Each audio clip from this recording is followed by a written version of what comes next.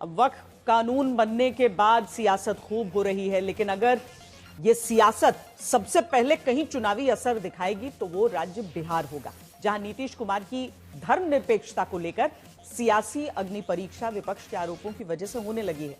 नीतीश कुमार के बीजेपी के साथ गठबंधन में रहते हुए बड़े मुद्दों पर स्टैंड देखें तो 2019 में जुलाई के महीने में जब 3 तलाक का मुद्दा संसद में आया तो जेडीयू ने इस बिल का पहले विरोध किया, लेकिन इसके खिलाफ वोट नहीं दिया, वॉकआउट करके सरकार की मदद की। इसके बाद अगस्त 2019 में जम्मू कश्मीर राज्य को विशेष दर्जा देने वाले अनुच्छेद 370 को हटाने का विरोध जेडीयू ने किया था, लेकिन फिर वही बिल के खिलाफ मतदान करने से परहेज किया, यानी चित भी मेरी पट भी मेरी। फिर दिसंबर 2019 में नागरिकता संशोधन अधिनियम सीएए आया।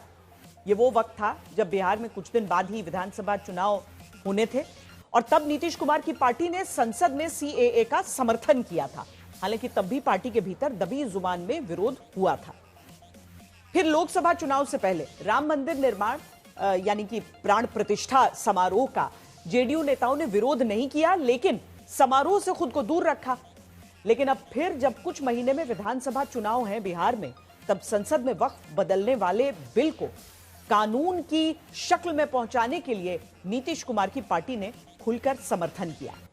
इसीलिए मुसलमानों को कहा जाता है कि नीतीश को लेकर संदेह बन जाता है कि वो क्या स्टैंड कब लेंगे, और संशय की इसी सियासत में नीतीश ईद मिलन समारोह में जब पहुंच जाते हैं तो पूछा जाने लगता है कि क्या ये वोट गले लगाने के लिए डैमेज कंट्रोल है।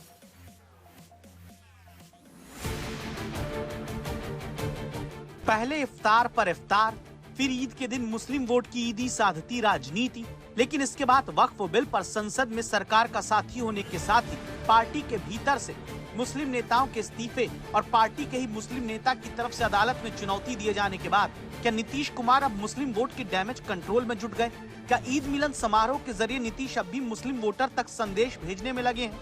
सवाल इसलिए क्योंकि नीतीश कुमार अब अपनी पार्टी के नेता की तरफ से आयोजित ईद मिलन समारोह में पहुंचते हैं, जहां पीछे ताजमहल की तस्वीर लगी होती है। आगे नीतीश अल्पसंख्यक समर्थक छवि के साथ खुद को पेश करते नजर आते हैं। पूछा यह जाने लगा कि ये चिंता वक्फ बिल पर समर्थन की वजह से मुस्लिम वोट खोने की है या फिर खुद की जो सेक्युलर छवि नीतीश बताते रहे, उस पर विपक्ष की तरफ से उठते सवालों की फिक्र है।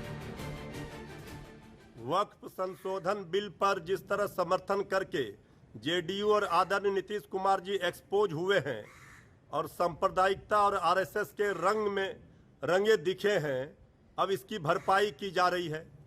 आग लगी है, अब उसे बुझाने का प्रयास किया जा रहा है।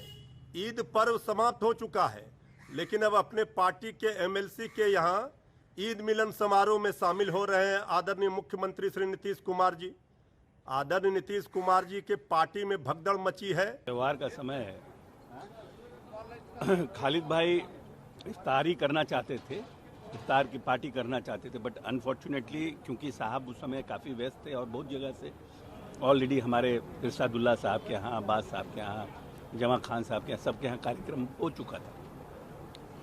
तो इनको साहब ने कहा आप ईद की, लेकिन क्योंकि ईद के दिन खुद ही व्यस्त थे, फिर साहब नहीं मिला था, इसलिए ईद का तो महीने दिन तक ईद का त्यौहार चलता है, इसलिए आज ईद मिलन का कार्यक्रम रखा है। अपने सभी शुभचिंतकों को भी बुलाया, माननीय हम लोगों को भी बुलाए हैं।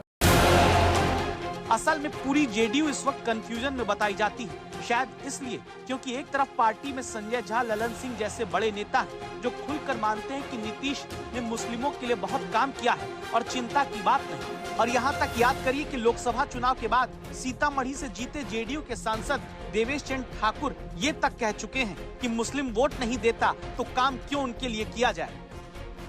कैसे मैं आपका काम करूं?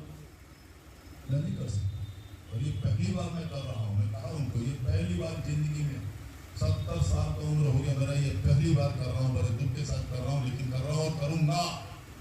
मेरे यहाँ हर एक मेरे मित्र, यादव मित्र का स्वागत है। जो मित्र नहीं है पहली बार भी आना चाहते हैं, उनका स्वागत है। यादवों का और मुसलमानों का आइए, चाय पीजिए, मिठाई खाइए, काम के बारे में मत बोलिए, मैं आपका काम नहीं करूंगा। और अब वक्फ बिल पर खुला समर्थन करने के बाद ईद मिलन समारोह में जाते नीतीश से क्या वाकई मुस्लिम वोट गले मिल पाएगा?